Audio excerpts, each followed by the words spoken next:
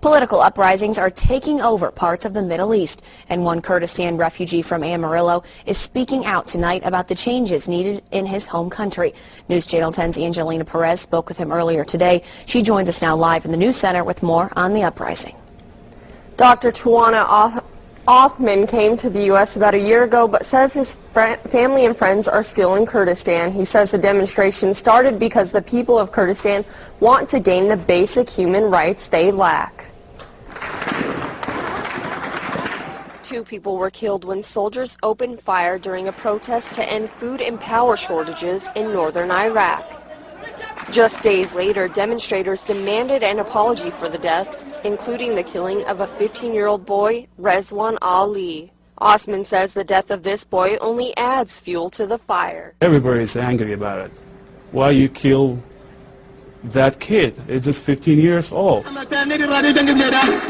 Along with protesters, media outlets are also being attacked.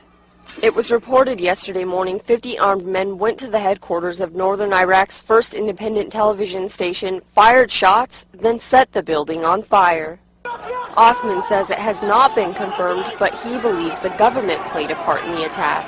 Right now they say we don't know who did that, but it's really obvious.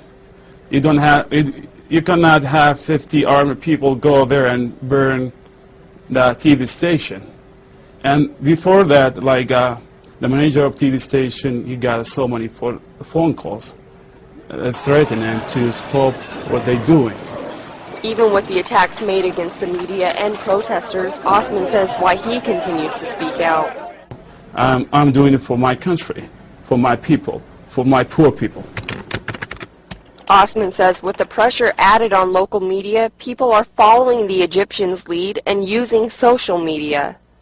People saw what's going on in Tunisia, what's happening in Egypt, and people communicating through Facebook asking why we don't do it in Kurdistan, because we have the same problem like what the Egyptian people have. Osman hopes changes will be made in Kurdistan so he can visit his home and see his people living more peacefully. I want to go back home. Everybody that came here, they won't go back home and just live between the family and between friends. But you see that kind of act from the government, which is really nasty, and killing people that they're asking for basic service and basic human rights. He says the American government can help by pushing political powers in Kurdistan to become a true democratic country. Live in the News Center, Angelina Perez, News Channel 10.